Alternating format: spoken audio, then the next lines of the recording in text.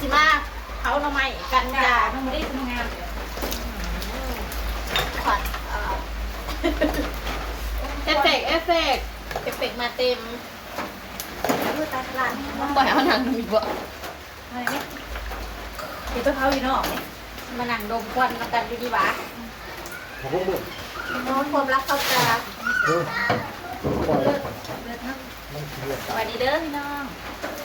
นั่งเผา อะไรอีกอันหนึ่งน้องทำแกง เอาน้ำเจ้าหัวดี ประวัติสองคนนี้ไม่ธรรมดา ใส่ คุณเจ้า เป็นยังไง ตีกัน ตีกัน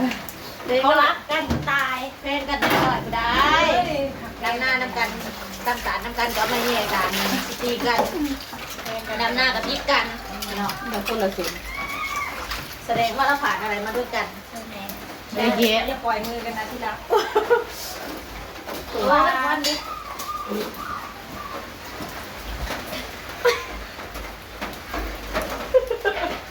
เอานี่แล้ววันที่เอาได้ถึงใจที่ขาดอะไร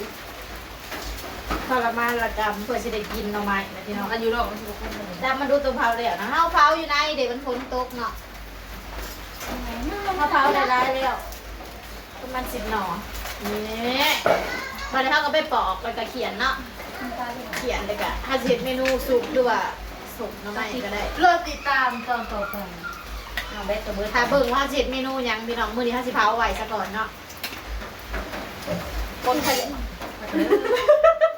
ยังได้กัน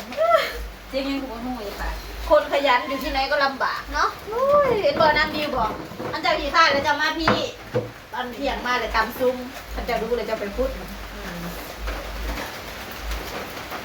มื้อน่ะ เรา ก็เลย พี่น้องกันทั้ง3 คนหรอกครับแต่ละคนที่อยู่บนฟ้าทั้งนั้นเลยดาวฟ้า ส ใส วรรค์ฟ้าใส เขาไปอยู่ตะวัน ก็คือตะวันละว่าในอันนั้นนะ เปลี่ยนอะไรบอก จากพงเงินพงเงินในเปเปลี่ยนหาย เปลี่ยนมาเปลี่ยน ก็เราไปเขาไปเปลี่ยนหายตะกี้มันมีปัญหาในเปเขาเปลี่ยนหายแต่เราเปลี่ยนหายเลยตัวนี้เป็นน้องดาว เป็นน้องดาว ที่เป็นยังไง เขาเองอีเมลยายแกนจิ้มคำเพราะว่าตั้งเป็นยิ่งเอาโทรศัพท์ยายดิตั้งซ่องกับยิ่งเอาโทรศัพท์ยายเลย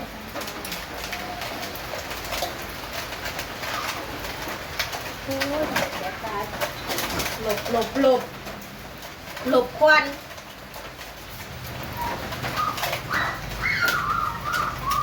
น้องบักใหญ่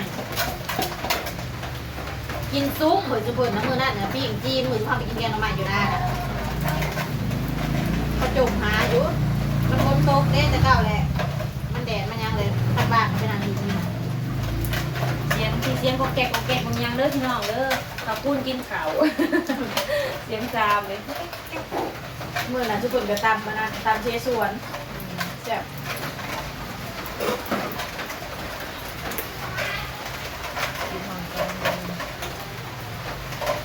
ลูกค้าเราอยู่ตรงกลางทางนี้เป็นตะซุกไว้อยู่ไป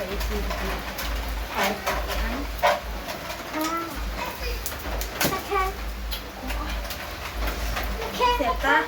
ดูเป็นกำลังใจให้กันนะคะกระบะเสียงต่อดูเป็นกำลังใจให้กันนะคะเป็นกำลังใจให้กัน หมอต้มเขาจังน้ำเลย เขาดีใจเลยว่าจะดีใจ เอาหน้า เก่งจังเลย พี่กระเล็ก พูดนะมีกี่ห้อในดวงตาฮะ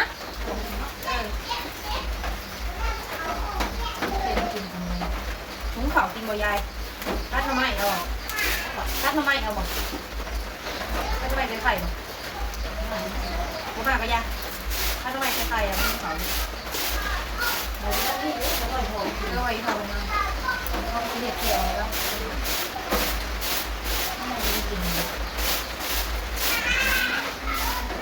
จะคิดดู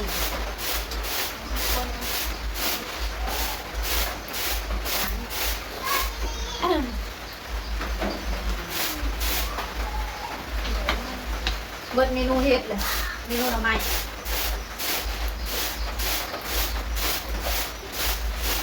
มีแนวว่าก่อนจะบอกยัง นี่ราคาเดียวไปเงียบเงียบใช่ไหม บอกวันไฟดีเนาะ คนเราไปนี่นะ เว้นแดดนั่งมือเหลือทิศตายเลยเนาะมือนั่นเด้มันแดดหน่อยหนึ่งมือมาทิศตาบะหุงเดี๋ยวได้เลยกระบวนโต๊ะ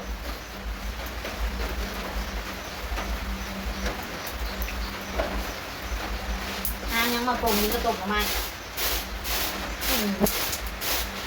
ไม่มีพ่อว่าสามียังหย่อนมันดอกก็เดี๋ยวนั่งดอก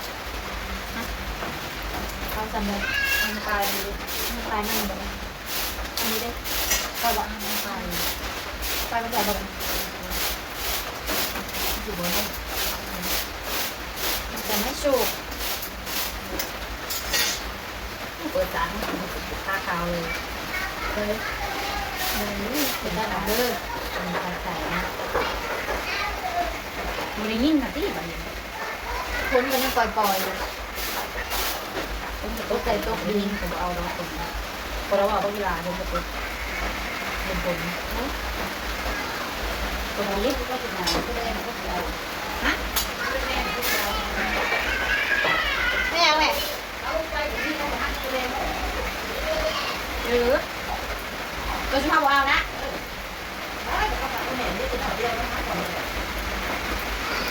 หมูยังเต็มอยู่เนาะ เดี๋ยวเอาเบิร์ด เอาเดินยังเต็มอยู่นะไม่นะไปอึดตัวมันทันละเงากับหมูอึดนะไม่ถ้าไปเอาค่ะเลือกเอา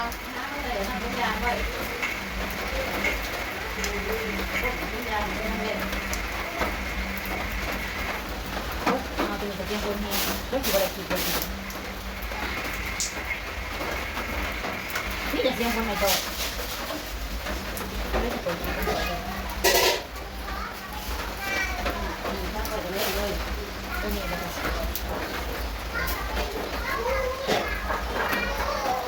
โอ้ใช้เอาข้างโบนี่ส่วนใส่ออกสมบัติยังยินด่า เดี๋ยวจะเห็นกางเกงในไม่เป็นไรไม่ได้ใส่ ไม่ได้ใส่มากางเกงในไม่ได้ใส่มา